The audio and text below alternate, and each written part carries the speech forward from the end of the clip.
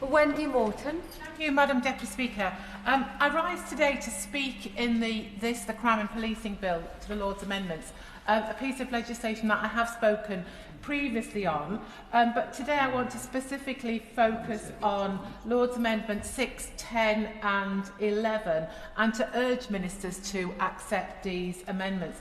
These are topics that we on this side of the House have been pushing for.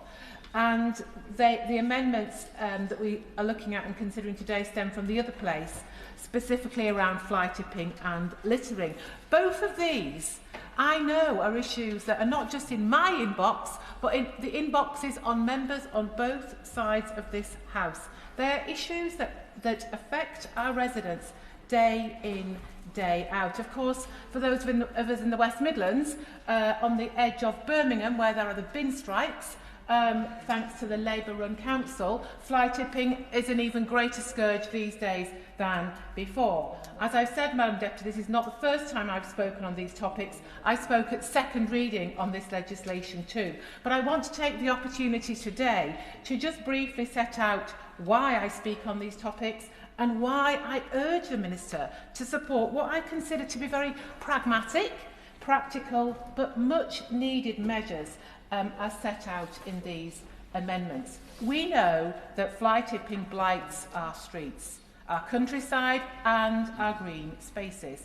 It's something this House knows that I'm incredibly passionate about. It hurts the wildlife, it undermines pride in our communities and it leaves residents feeling helpless. Of course. Yeah. Thank you very much. I thank my honourable friend for giving way. Does she also agree that particularly in rural areas where farmers are often blighted and ended up landed with the costs of significant, often industrial and criminal fly tipping, that is deeply unfair and that the government should listen to the amendments that help take that burden away from those who are the victims in these crimes? Wendy Morton. My honourable friend is absolutely right, because so often travelling around the constituency, I see gateways where people have fly tipped. I've seen piles of fridges, I've seen piles of mattresses. It is industrial fly tipping and it's absolutely disgraceful and it is disgusting. Now we know that fly tipping alone costs around £1 billion to deal with each year. That's £1 billion that could be going into other things rather than it being money that's wasted on clearing up other people's mess. So I see it in my constituency.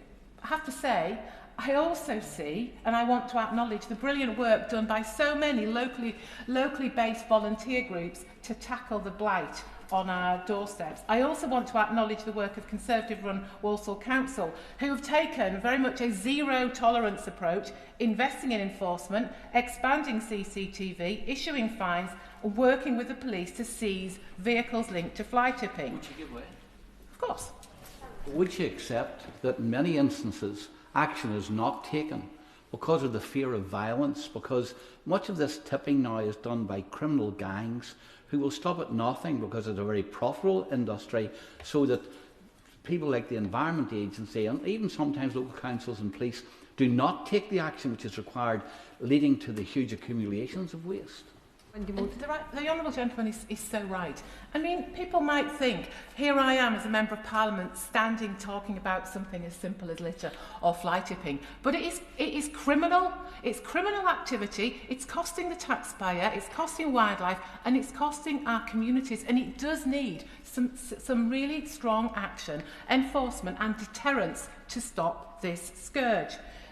Because in Walsall, as I've explained, Madam Deputy, they are treating fly tipping as the crime that it is, gathering evidence, prosecuting offenders, and then the fines can be reinvested back into enforcement. And all of this together sends a clear message.